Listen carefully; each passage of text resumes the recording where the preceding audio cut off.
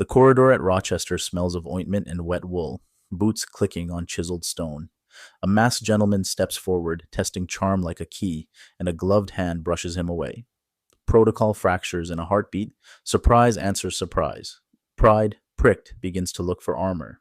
Was the true scandal ever her face, or was it the monarchy's bruised ego pretending otherwise? Courtiers glance without staring, each measuring the wind, because winds determine who keeps ahead. A king in disguise suddenly feels seen too clearly, and clarity can be cruel under winter light. Later, stories will garrison that moment, adding banners, flourishes, and an alibi for disappointment. Historically, the dramatics are plausible, though accounts differ and memory serves politics before precision. From that hallway, the myth starts walking, steady as a drumbeat, toward a courtroom without judges. Immediate fallout is simple. A wounded vanity will demand payment, preferably in someone else's currency.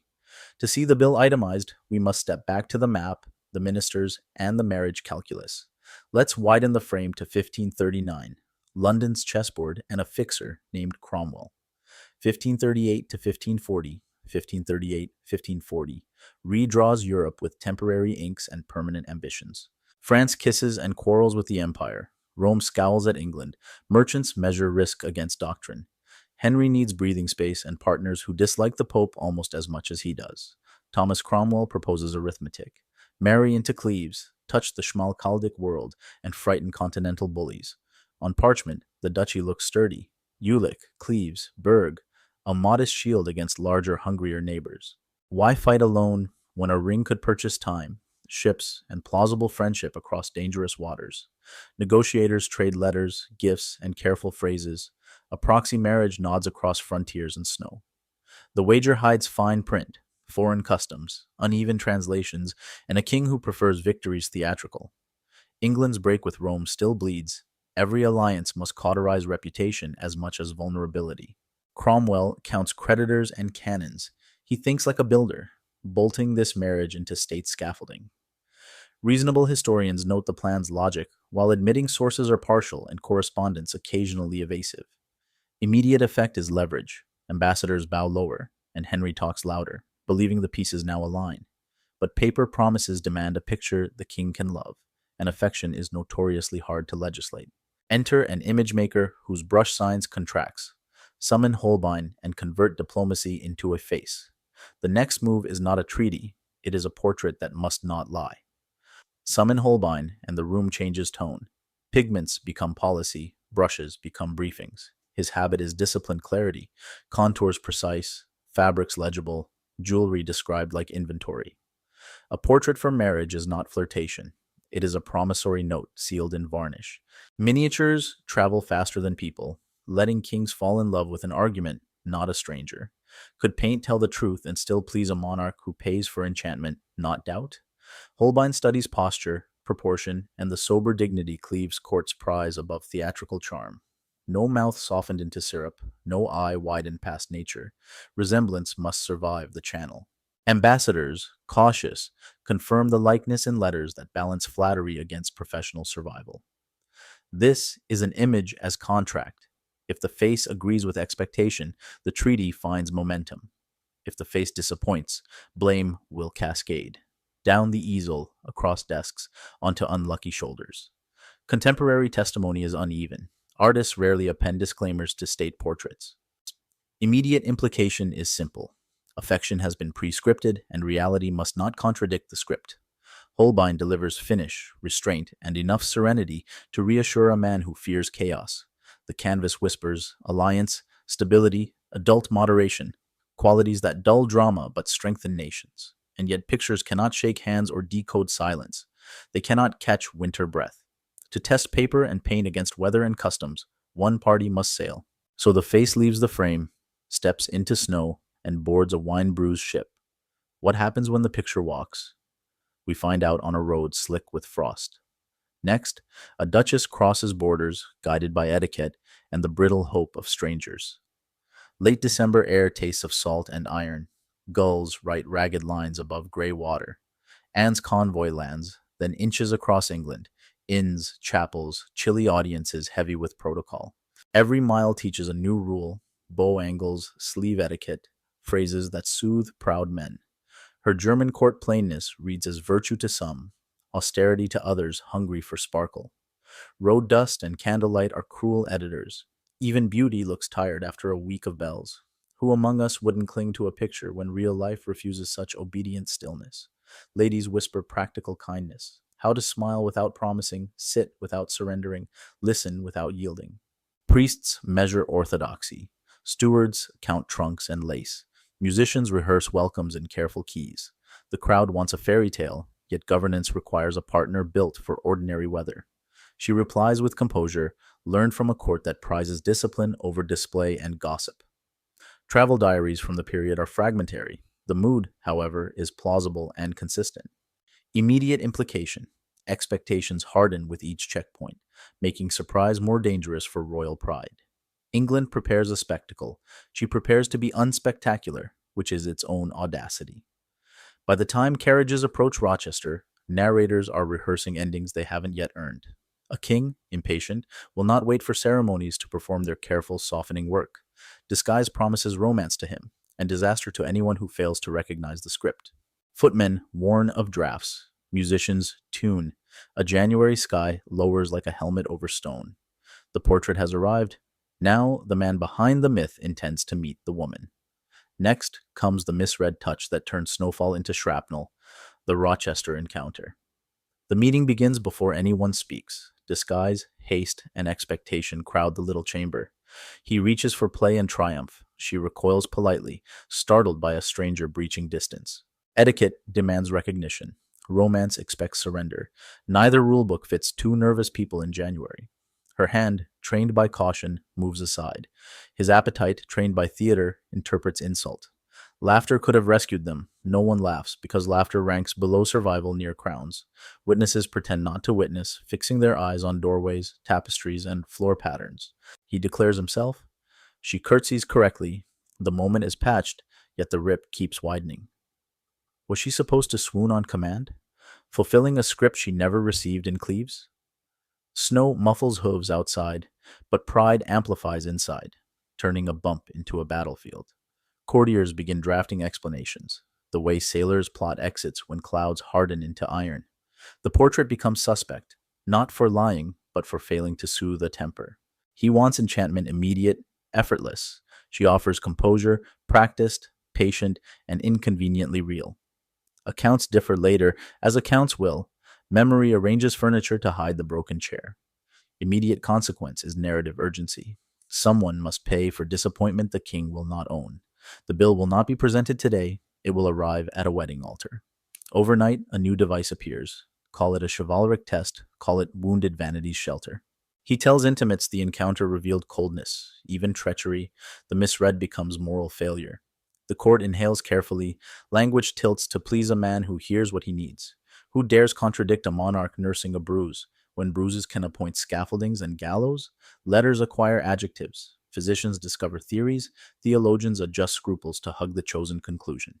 Cromwell, architect of the match, senses pressure tightening like a tourniquet above the elbow.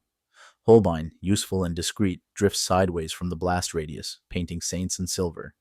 Gossip mills grind steady. Their flour bakes policies, later served as inevitabilities to a hungry public. The test becomes precedent. Precedent becomes doctrine. Doctrine becomes an alibi, polished for presentation. Reasonable minds could have waited for tenderness to grow. Patience, however, is not Henry's sport.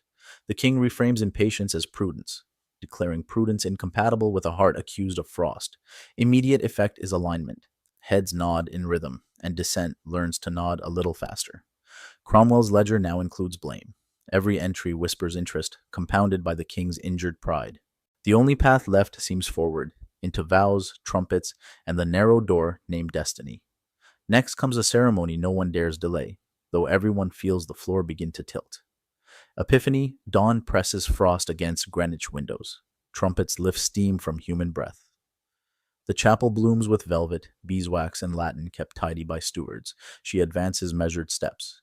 He advances reputation, not desire, toward a necessary altar.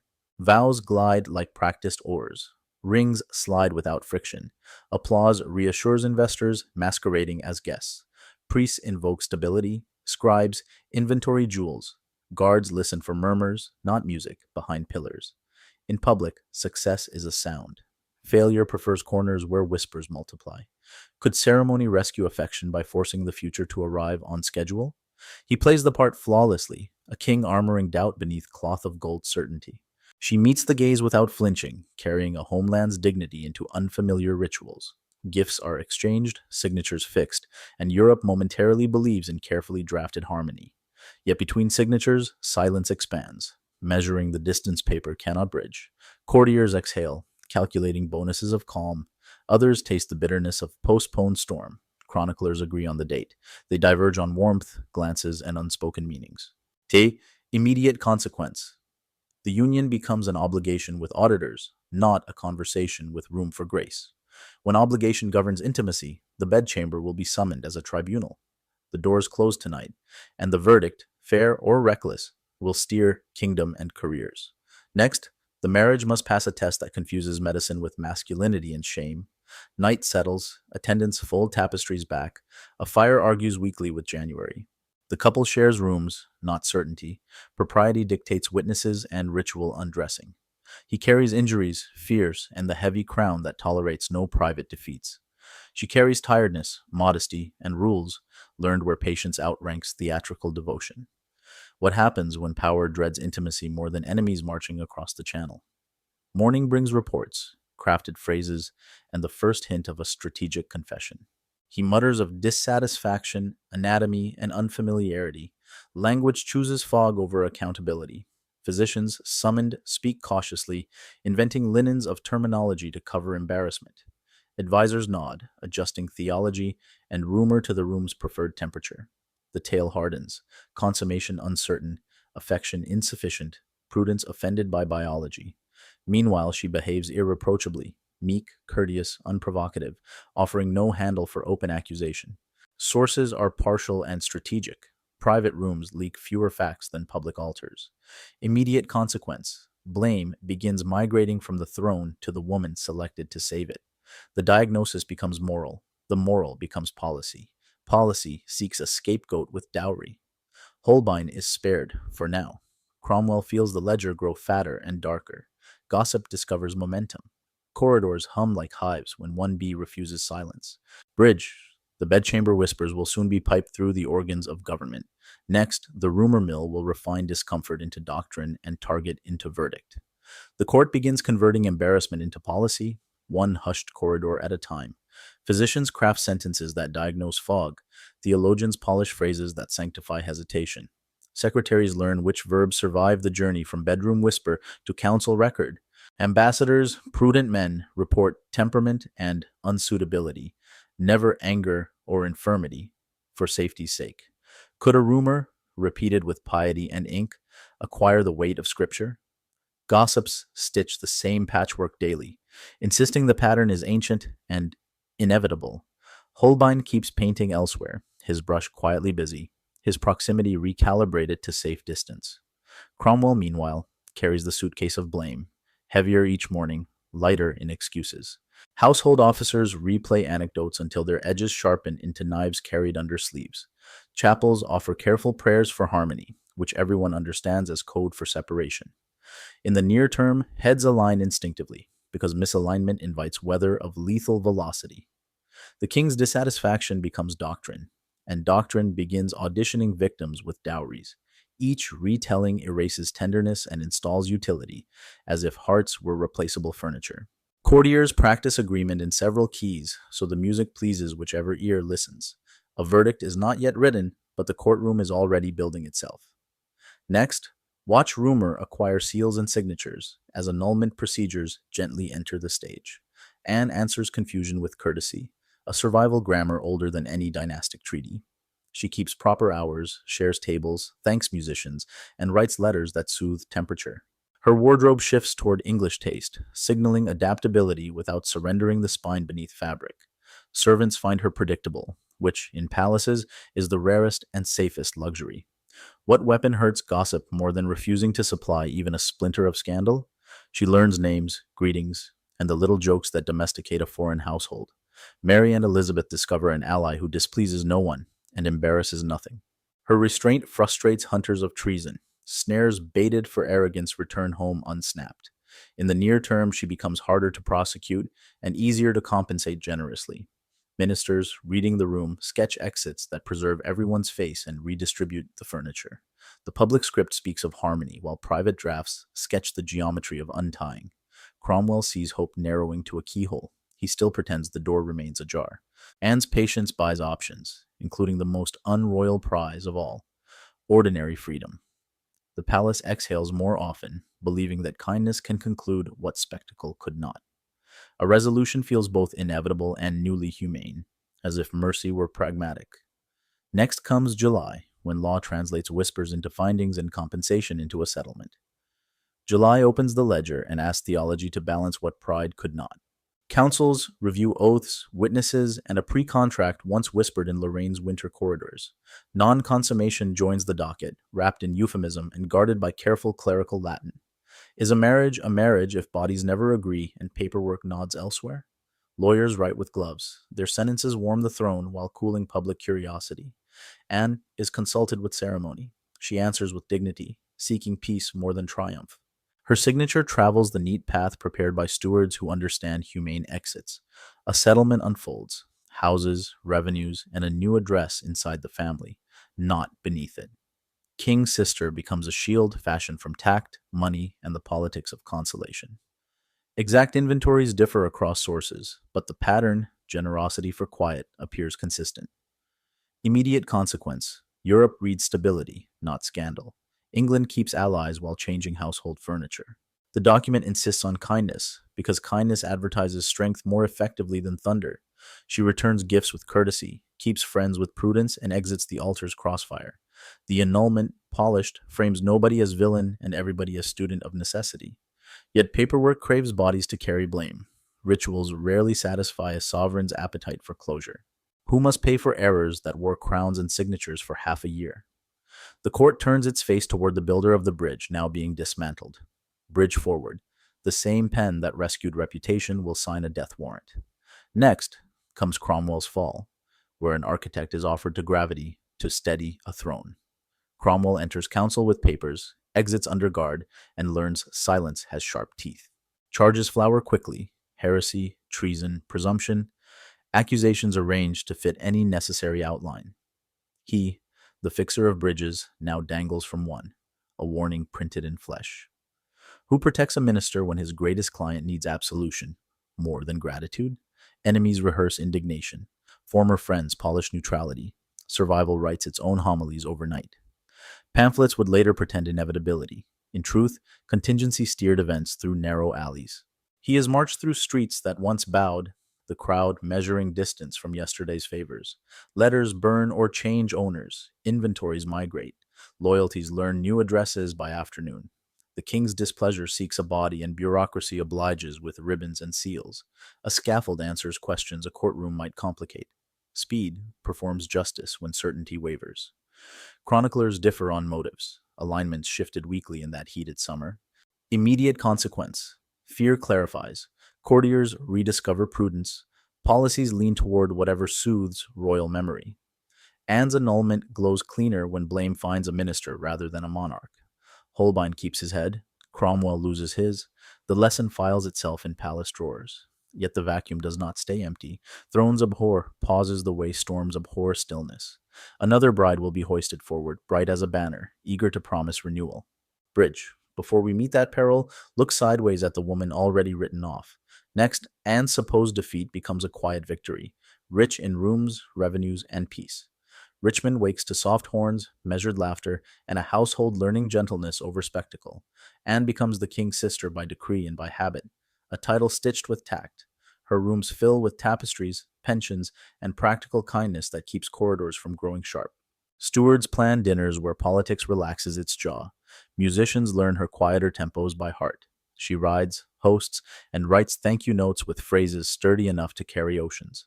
Mary warms in conversation. Elizabeth admires competence. Both value an aunt who produces no storms. What does victory look like when it chooses freedom? Not a crown that bruises sleep. She experiments with language, fashion, and cuisine. Small rebellions that domesticate exile into belonging. Gifts return at intervals, courtesies multiply, Obligations evaporate like frost in late morning. Contemporary inventories differ in detail. The arc toward generosity is widely, if cautiously, attested.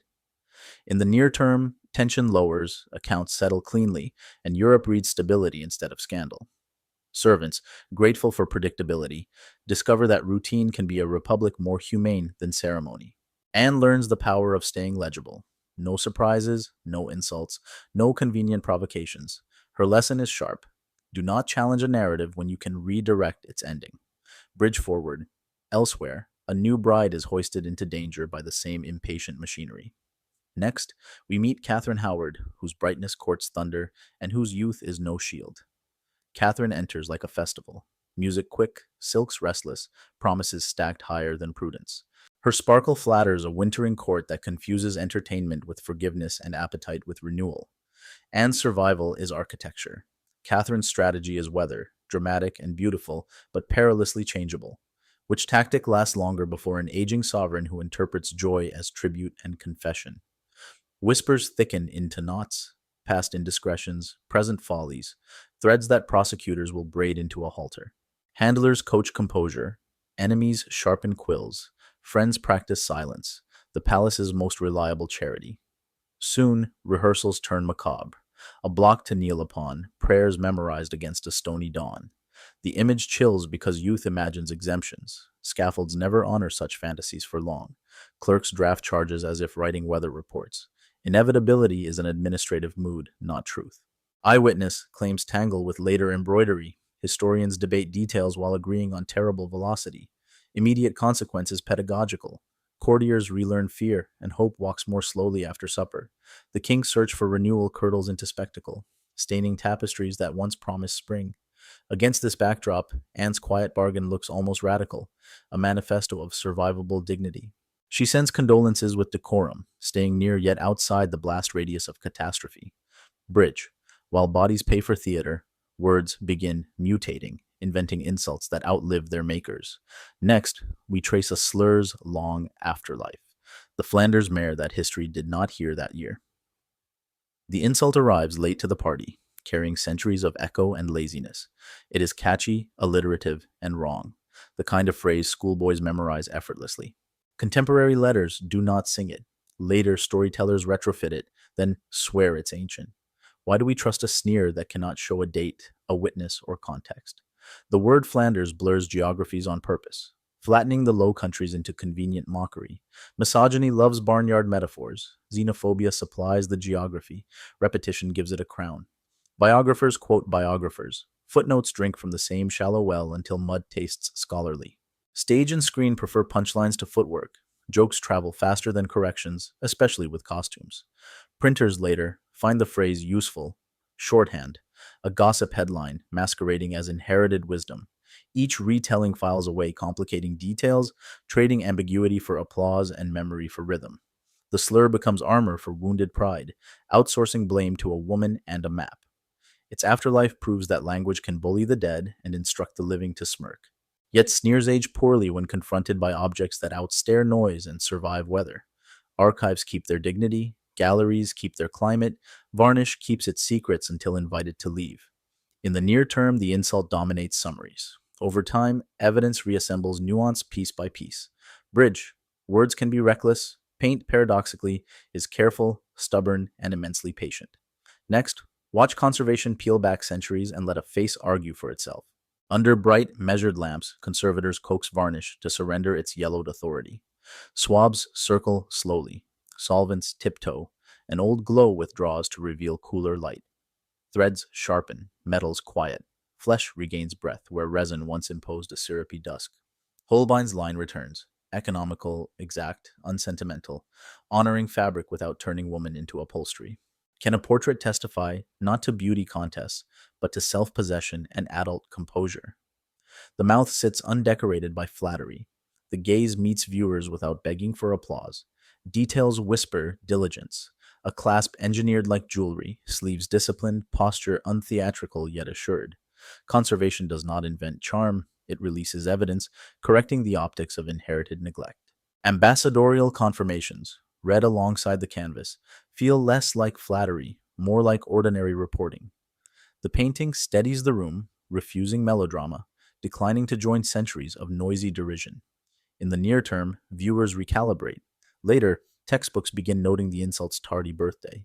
Museums become classrooms where patience grades better than clever cruelty wrapped in memorable phrasing. Holbein, spared catastrophe, still serves truth by refusing to sweeten what never asked sweetness. The canvas cannot clear every charge, but it rescues proportions that rumor distorted.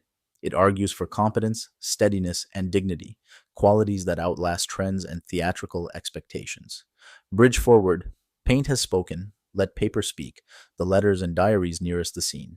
Next, we listen to contemporaries who described a courteous woman, not a carnival invention.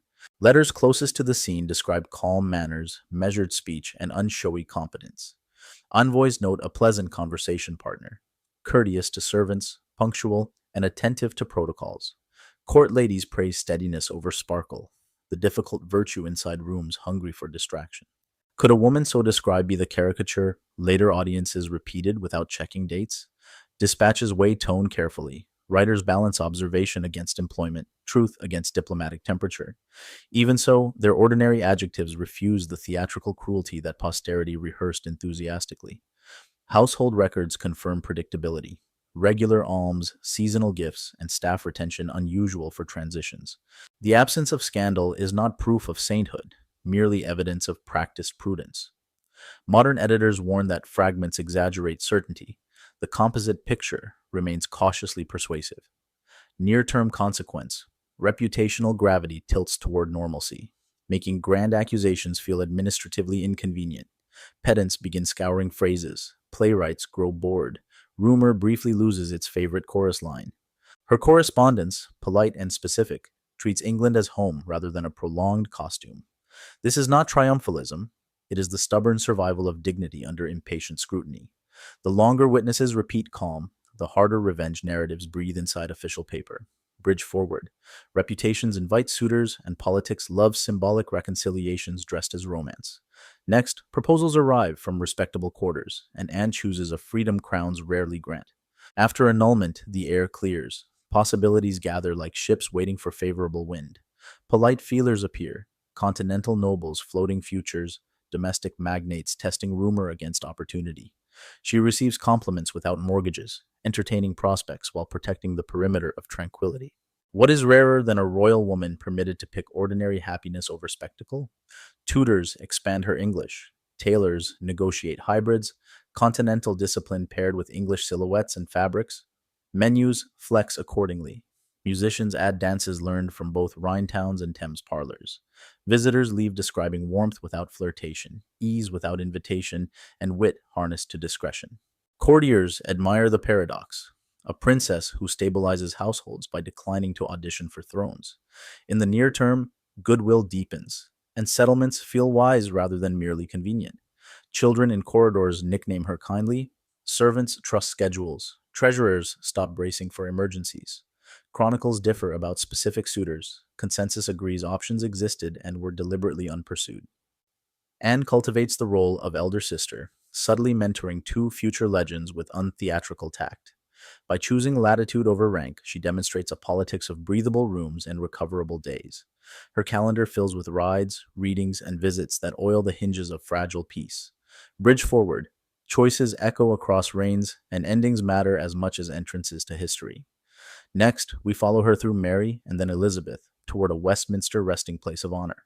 Mary's reign arrives with caution. Anne keeps houses, revenues, and habits that tame anxiety. Under Elizabeth, kinship transforms into quiet esteem. Invitations signal trust rather than spectacle. She sponsors modest charities, schedules visits, and translates belonging into rituals palaces genuinely understand. Does dignity require a crown, or only room enough to sleep without bargaining? In the near term, routine steadies factions. Courtesy makes future reconciliations easier to sell. Bridge. One life settles, while another decays loudly enough to perfume the corridors with fear. Next, follow the king's body downward, where illness weaponizes temper and policy. Ulcers weep, bones ache, sleep flees, apothecaries brew courage that tastes like bitterness. The court learns to praise loudly and disagree invisibly, a choreography perfected for survival. Files fatten with denunciations, doors close sooner, Afternoons acquire the sound of careful shoes. Did policy shape temperament, or did a failing body demand policies that punish spontaneity? In the near term, cruelty centralizes authority. Fear produces short compliance and long memory. Bridge. Against this grim crescendo, Anne's restraint reads like fluent intelligence rather than renunciation. Next, distill lessons that outlive dynasties and soothe rooms ruled by fragile egos. Never duel a narrative head on when a detour buys time, allies, and oxygen. Offer predictability, which palaces prize more than charm because predictability prevents expensive emergencies. Translate dignity into daily rituals, names remembered, schedules respected, gratitude performed without calculation. Does survival require affection, or merely the absence of irresistible provocations in dangerous rooms? In the near term, such habits lower temperatures and make exits look like strategy. Bridge. These rules echo outward, transforming from personal tactics into state communication doctrine. Next, inspect the Tudor messaging machine that weaponized ceremony, paperwork, and smiling portraits. Royal propaganda speaks in three dialects: ritual, record, and image, braided for continuity.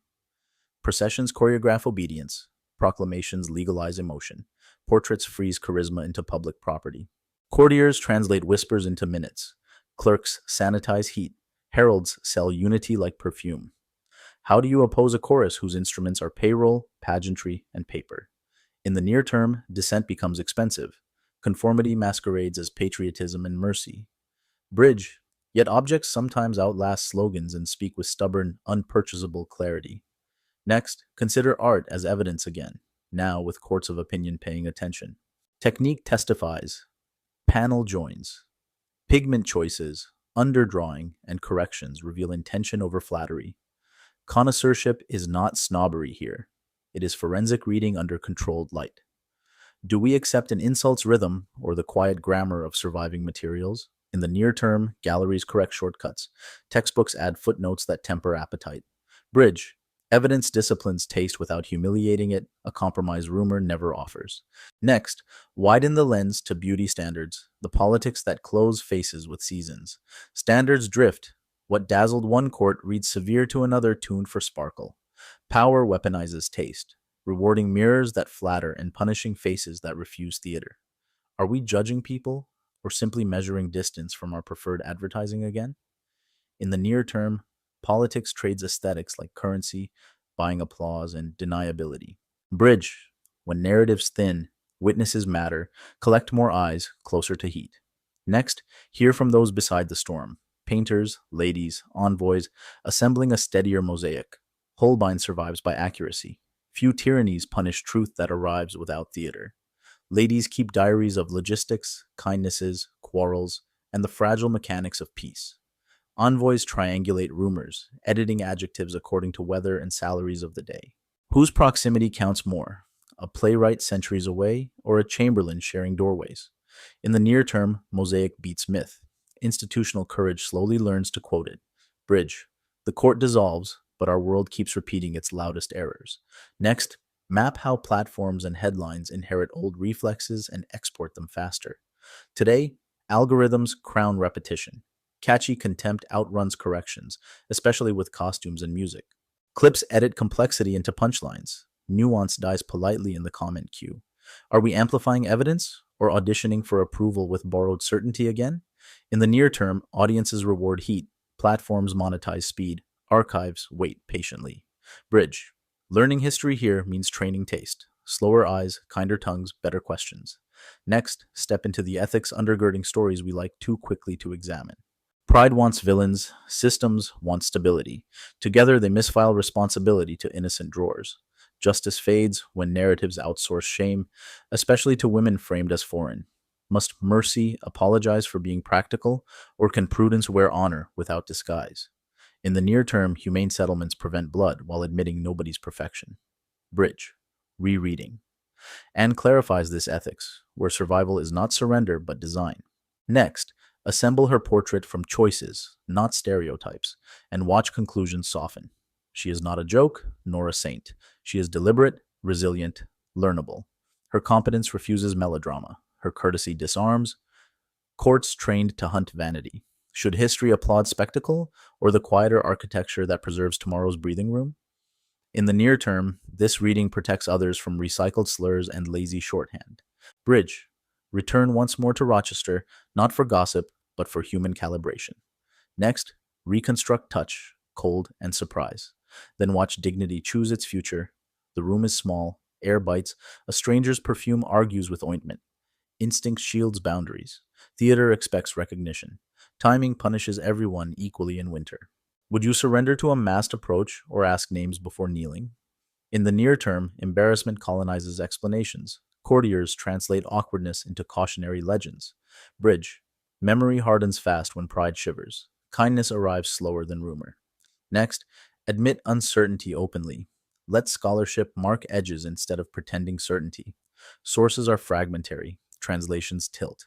Partisans color margins with retrospective certainty often. Archivists warn against confidence without receipts. Footnotes temper appetites that narratives inflame. Should we crown plausible reconstructions or protect ambiguity where evidence refuses hierarchy? In the near term, caution rescues reputations and keeps classrooms from reenacting slander. Bridge. Ambiguity is not weakness. It is an ethical instrument for public memory. Next, close the circle with 3 takeaways and an invitation to look harder. Power and pride can bend memory, but memory eventually answers to patient evidence. Conservation and careful reading return proportion, rescuing people misfiled by convenient narratives. Survival sometimes means letting others think they win while you keep your days. Which of these lessons, patience, evidence, restraint, do we practice when headlines audition for applause? In the near term, ask for dates, contexts, and objects before repeating easy legends. Bridge forward. Next, we examine court portraiture as political software, from Tudor workshops to image feeds.